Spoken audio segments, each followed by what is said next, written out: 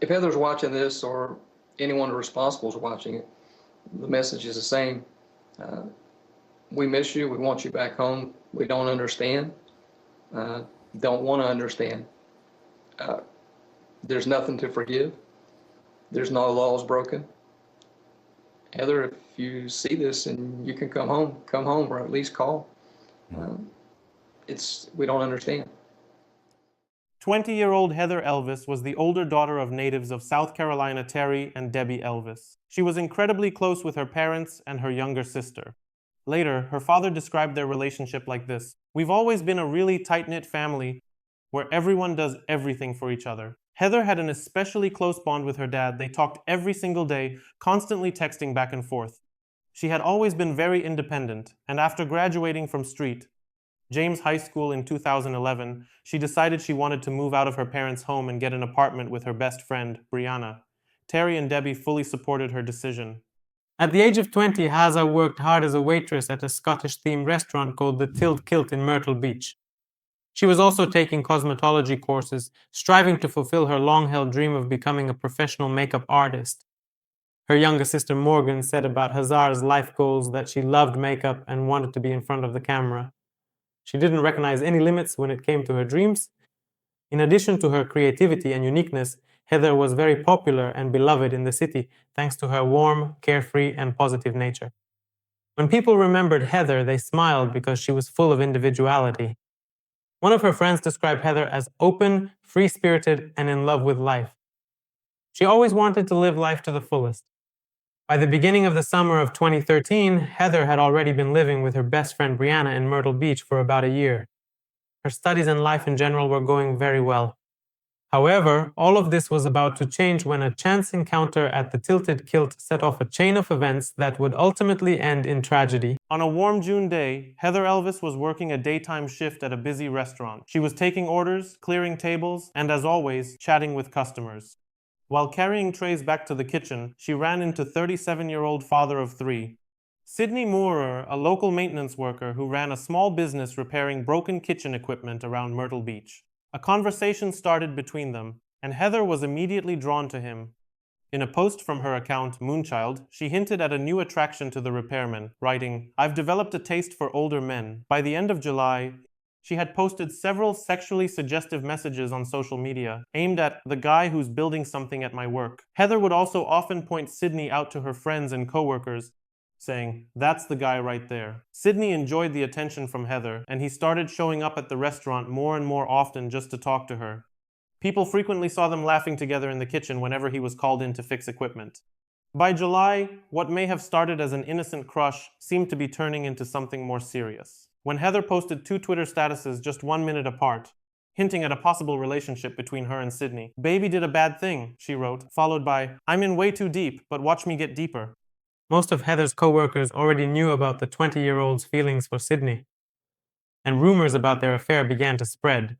One of the co-workers later said that everyone knew about it because people made fun of Heather, knowing that he was a married man.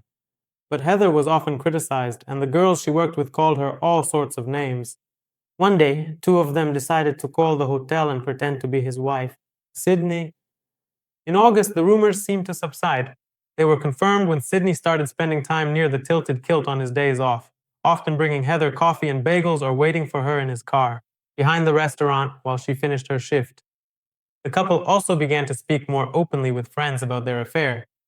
They even told acquaintances that Sidney was considering hiring Heather as a full-time nanny for his children if he and his wife ever moved to Florida. Heather also mentioned it to her friends, that Sidney had offered her to become a nanny for his children, which everyone found strange, considering that there was obviously a sexual relationship between them. Heather and Sidney were constantly communicating via mobile phones and often drove their cars to remote, isolated places to meet for sex. For Heather Elvis, it turned into a toxic emotional roller coaster. Sidney Moorer would often tell her he was unhappy in his marriage and planning to leave his wife, which he never actually did. Heather's friends warned her that an older married man was just leading her on. By mid-September, all the secrecy and constant hiding started weighing heavily on her, and it's believed that around September 21st, Heather tried to end the affair or at least put a stop to the relationship. This was reflected in a tweet she posted. "Once upon a time, an angel and a devil fell in love. It did not end well." The situation became even more toxic when Sydney's 34-year-old wife, Tammy Moorer, finally found out about the relationship and called Heather. According to Heather's roommate, Brianna, who was present during the call, Tammy humiliated Heather and told her that Sydney had only been using her for casual sex. The furious wife then forced her husband to speak to Heather on the phone. Later, Brianna would recount this to investigators. Sydney yelled into the phone at Heather, saying, "You meant nothing to me. You were just someone who spread your legs." In Brianna's words, the two of them completely crushed Heather as a person. They destroyed her dignity and who she was, leaving her feeling disgusted and humiliated. Brianna also added that Tammy and Sydney's marriage appeared to be highly abusive. Later, prosecutor Chris Helms told reporters, "Tammy Moorer was definitely the dominant one in that relationship. She told Sydney where to work, when to work, and what to do." If I had to describe Sydney in that relationship, I'd say he was completely submissive. Chris Helms also noted that Tammy was enraged by the affair and had no intention of simply ending her husband's relationship with the young woman she wanted to destroy, Heather's life. Around that time, Tammy even began handcuffing her husband to the bed at night so he couldn't leave while she slept. She also changed the password on his phone to one only she knew and pressured him into getting a tattoo of her name across his lower abdomen, just above his groin. Sydney agreed to all of these extreme demands, hoping to save his marriage and keep his family together. According to Brianna, Tammy's attacks didn't stop with that phone call. They only escalated into a full-blown campaign of harassment. Tammy went as far as repeatedly calling Heather's workplace, trying to get her fired. She was relentless. She called from Sydney's phone, sent Heather explicit photos of herself and Sydney, and even videos of them together. Heather texted Sydney begging him to make his wife stop the harassment, saying, "I lost several hours of work today because they sent me home after she kept calling nonstop. Heartbroken and honestly devastated by how the man she had fallen for treated her, and terrified by the constant attacks and harassment from his wife, Heather was desperately trying to get her life back on track. She even started going back to church with her best friend Brianna. But in early November, Tammy sent Heather even more aggressive and threatening messages. Either you tell me where you are right now, or I'll find out another way. And trust me, that way won't end well for you. This is your last chance to respond before we meet face to face." In another message, she wrote, "I've been tracking Sydney since January 2012. You'd better call me and talk to me, save yourself. So what is it, sweetheart, ready to meet the wife?" Heather, who by that point was both emotionally and physically drained from this nightmare, simply replied, "I think you're a little too obsessed with me. I'm not someone you should be worrying about anymore." Heather couldn't understand why Tammy just wouldn't leave her alone. Her relationship with Sydney was over and she just wanted to forget all about it. At the end of November, a little more than 2 weeks after the last threatening messages from Tammy, the situation finally started to look more positive for Heather. Sydney and Tammy went on a 3-week trip to California with their 3 children in their newly purchased Ford F-150. When the Moorer family left town, Heather felt that she could finally relax for a moment and breathe freely again. At last, there was a break from Tammy's constant harassment. And that wasn't the only good news in Heather's life at the time. She was finally able to get her dream job and started working as a makeup artist in a beauty salon. And she began working there shortly before Christmas. She was incredibly happy at that time and couldn't stop talking about it with her friends and family. At the same time, Heather was very worried about something that could make the whole situation with Moorer much worse. At the beginning of November, Heather and her colleagues at Tilted Kilt started to notice that the 20-year-old girl had gained a lot of weight in a very short period of time. Heather was seriously afraid that she had gotten pregnant by Sydney. Frightened and shaken, she decided to take a pregnancy test right at the restaurant with the help of her manager, Jessica Cook, who later told the police that Heather was in a state of panic and fear of Tammy Moorer. The test result turned out to be a false one, and Heather Elvis never found out whether she was carrying Sydney's child. Later, her best friend said, "Heather took a pregnancy test at work, I think in early November, and at that time, she wasn't sleeping with anyone else except Sydney Moorer." Despite all her fears, by the winter of 2013, Heather, an eternal optimist, decided it was time to move on and start fresh. She hoped to find a new, happier, and healthier relationship, so she agreed to go on a first date with a man she hadn't known for long but felt a strong, intuitive connection with, Steve Giraldi. On the evening of December 17th, Heather and Steve met around 1 a.m. and decided to drive around Myrtle Beach to look at the Christmas lights in town. Later, they pulled into a nearby parking lot where Steve taught Heather how to drive a manual transmission. Excited, Heather sent a smiling photo to her dad and to Brianna saying, "I just learned how to drive stick. I'm a pro." Later, Steve would say they made plans for a second date, and then he dropped Heather off at her apartment in Carolina Forest at around 1:15 a.m. Around 1:45 a.m., Brianna received a disturbing phone call. Heather was hysterical, crying. She said, "Sydney called me." "My heart just dropped," Brianna later recalled. I was sure this was over. I asked her, "Why did you answer?"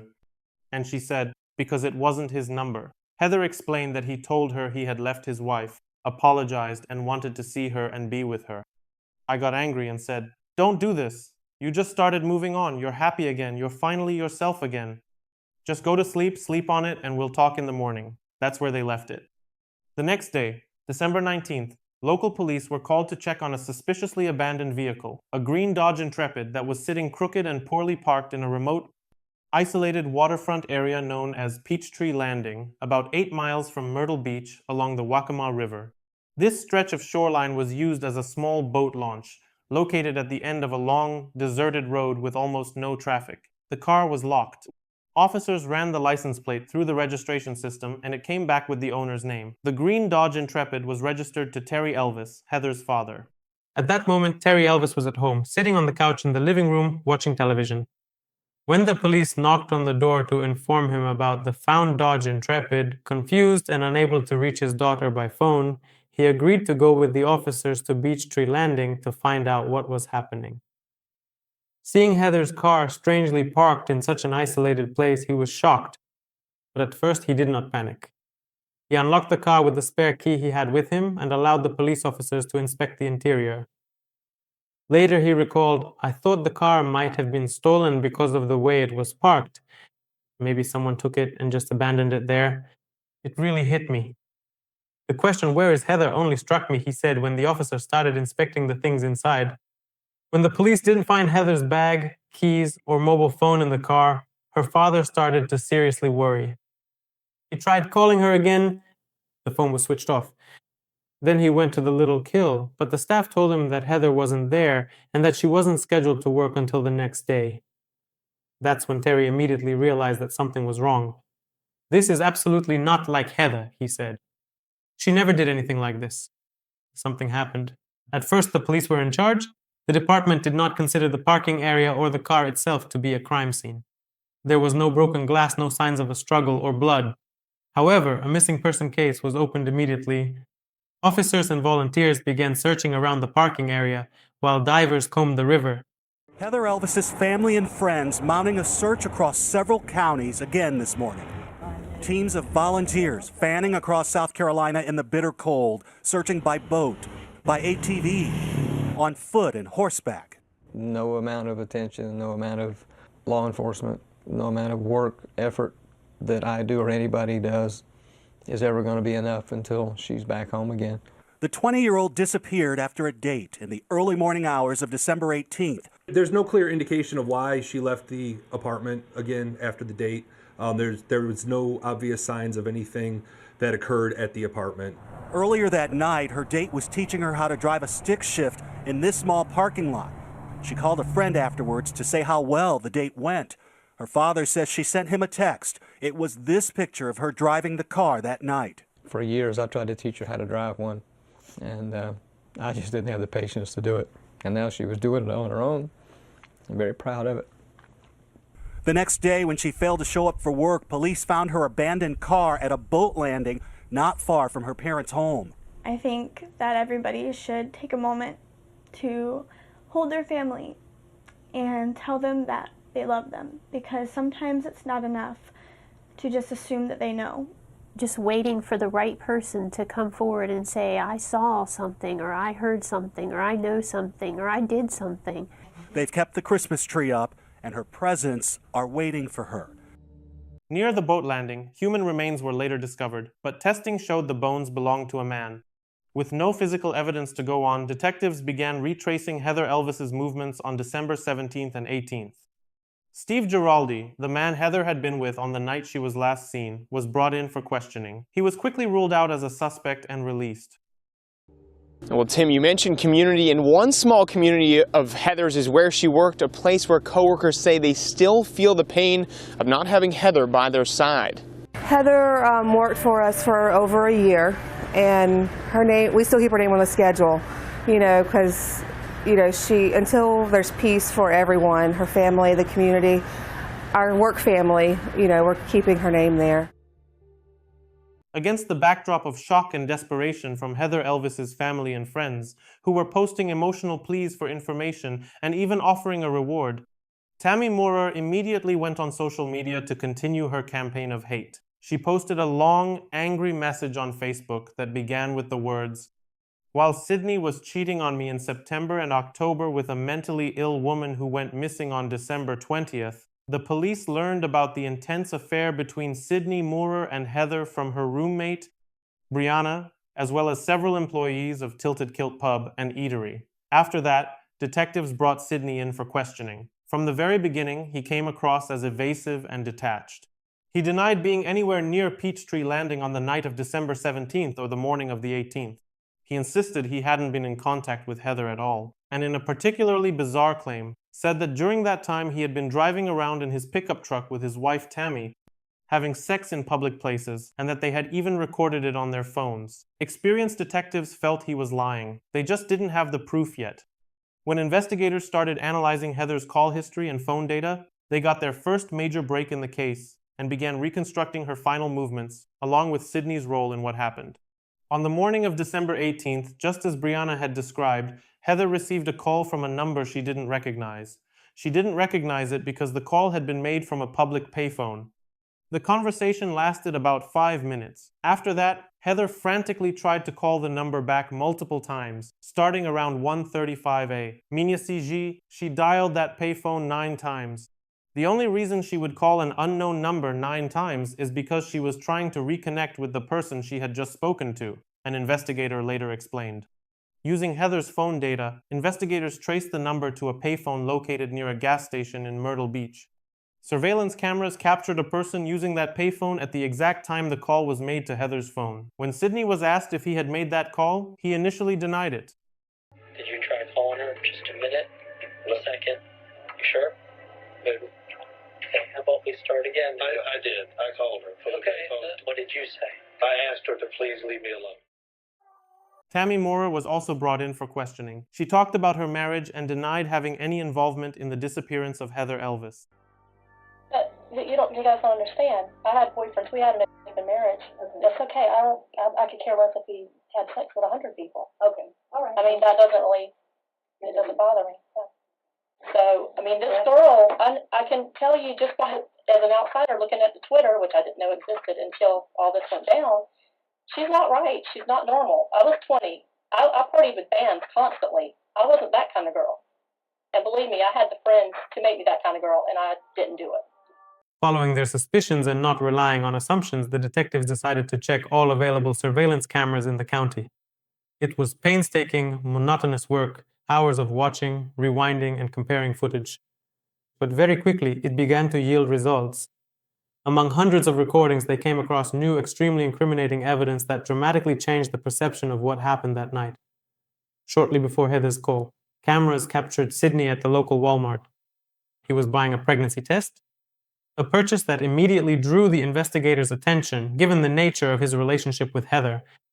When he was later asked whether the test was intended for her, Sydney categorically denied it and claimed he had bought it for his wife. However, for the investigation, this moment became yet another troubling piece in an already complex puzzle of events. An even more damning piece of evidence turned out to be footage from cameras installed along the isolated road leading to Peachtree Landing. This place is dark, remote, and almost deserted at night. The recordings clearly show a dark Ford F-150, which was an exact match for Sydney's pickup truck.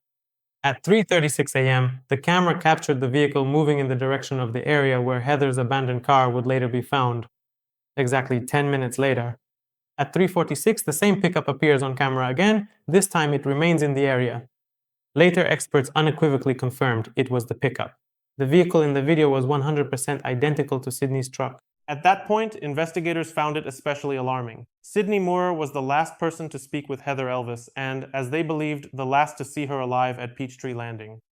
That detail quickly became central to the investigation moving forward. Using phone data, detectives were able to reconstruct an almost step-by-step timeline of Heather's last recorded movements. This digital trail of her phone became a silent witness to what happened that night. At 2:30 a.m., Heather's phone once again places a call to the same payphone that had contacted her earlier. No one answers. After that, the phone begins moving toward Longbeard's Bar and Grill in Carolina Forest, near her apartment, and stays there for about 15 minutes.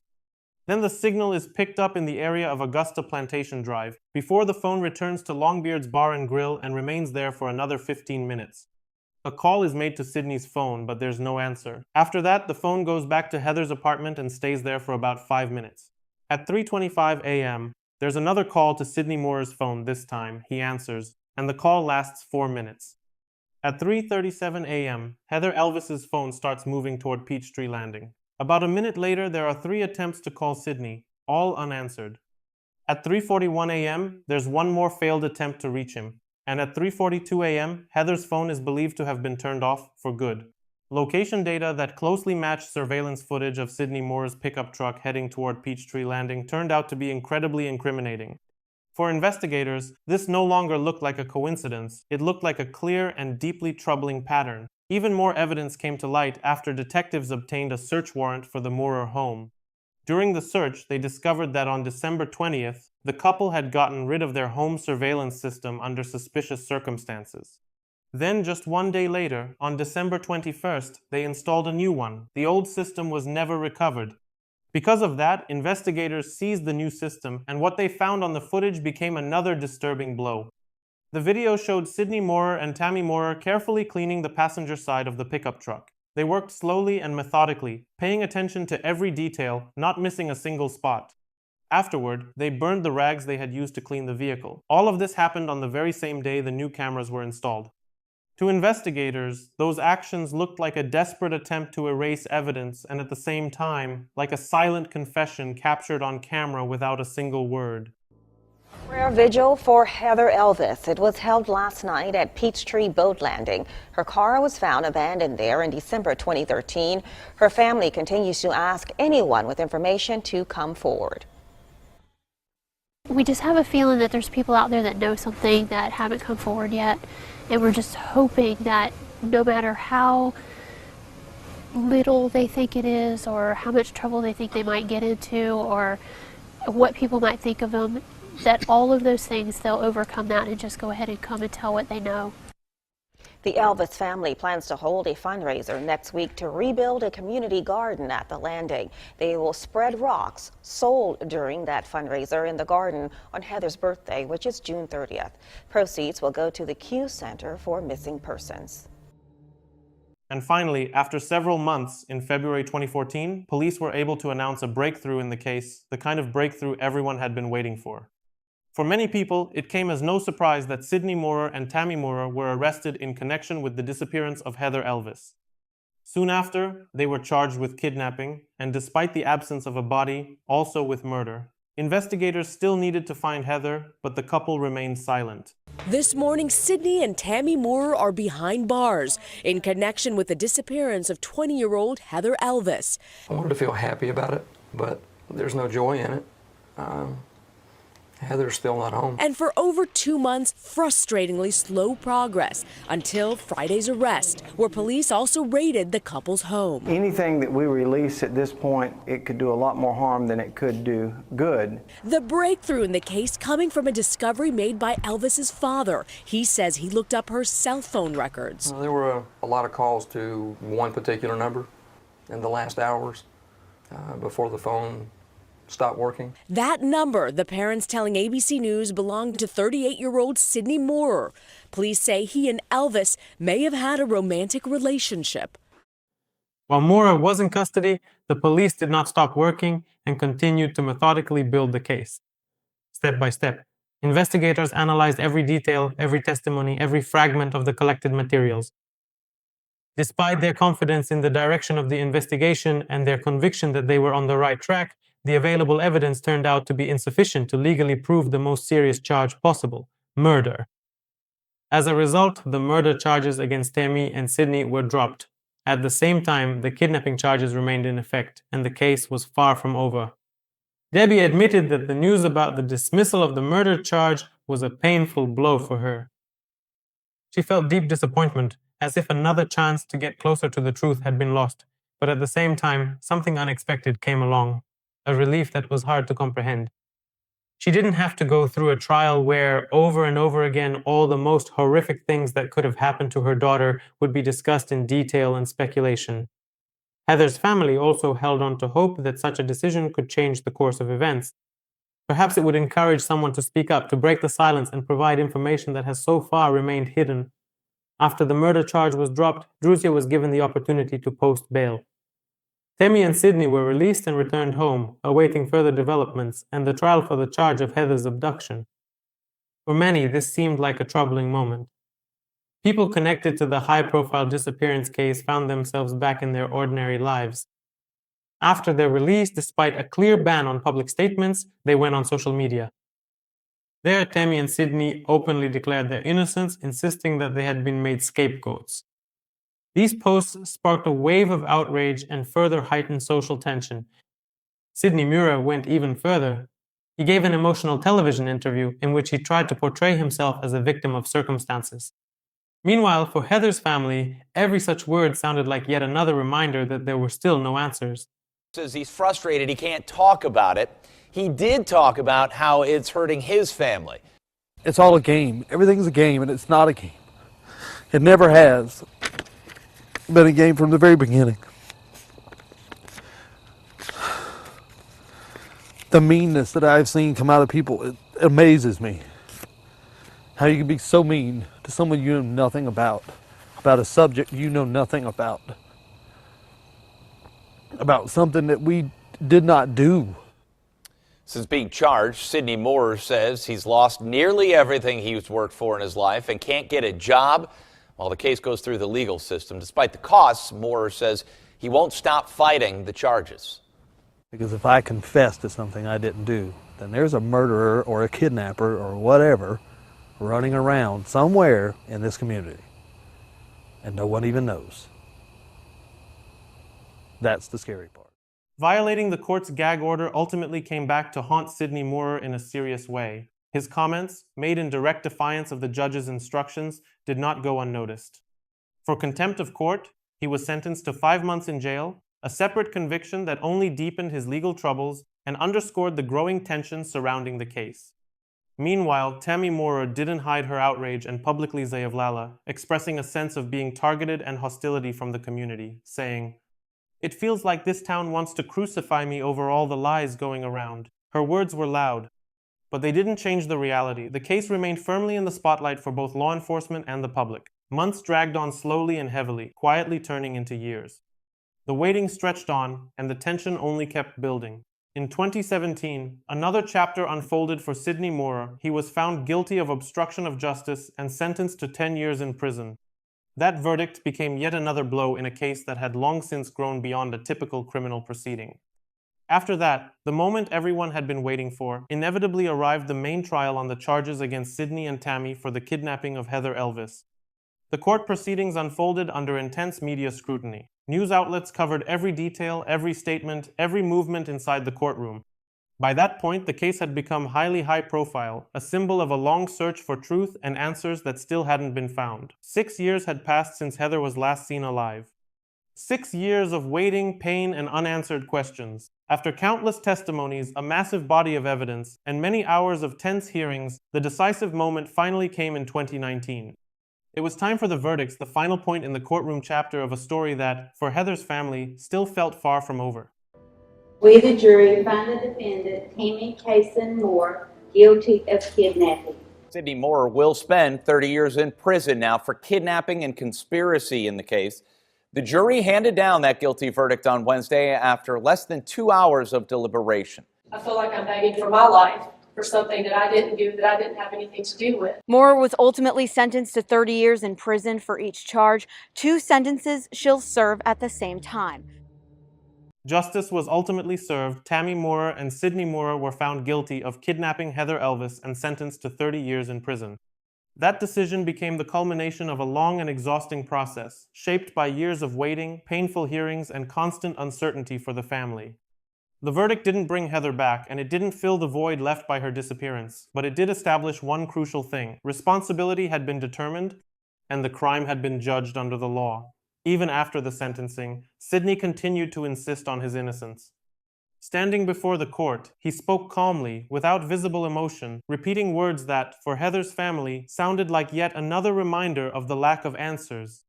"I can't give Heather's family closure. If I could, I would. I have children of my own, I understand. But I have nothing to give." Those words echoed through the courtroom where the truth had been sought for years. For Heather's loved ones, they didn't bring relief, they only reinforced the harsh reality. Even after the verdict, the questions remained unanswered. And that sense of closure people so often talk about in court never truly came. We get back in the back room, and Terry put his hands on my shoulders and he said, "Now what?" And I said, "Exactly. Because this is over, but we still haven't found Heather." And it's like I was telling the judge, there has to be something more. There has to be something more that we can hold over their head to make them talk. There's got to be some kind of an incentive. It was so hard to walk out of the courtroom knowing that that might be the last time we get to do anything in that way. As of the time this material was created, Heather's body still has not been found. She remains missing, without a grave, without a farewell, without answers. So that she is not forgotten, and to constantly draw attention to her case, as well as to the stories of other missing people, the Elvis family goes out into the city streets every year on June 30th, Heather's birthday. They put up posters about missing persons, reminding everyone again and again that this story is not over. This person has not disappeared from memory. It is a silent yet persistent ritual. Each of these posters is not just a piece of paper with a photo and names. It is a plea to look more closely, to remember longer, and perhaps finally to speak out. The family still holds on to hope that one day someone will not be able to bear the silence, and the truth about where Heather is will finally come to light. Debbie has repeatedly said that persistence is the only thing they have left.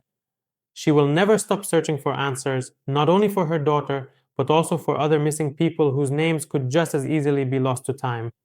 She knows this pain well and consciously directs her energy so that people in similar situations never feel alone in their loss. The most precise and most painful way to describe the feeling of not knowing where Heather Elvis is came from her mother, Debbie Elvis, in her own words simple but almost unbearable to hear.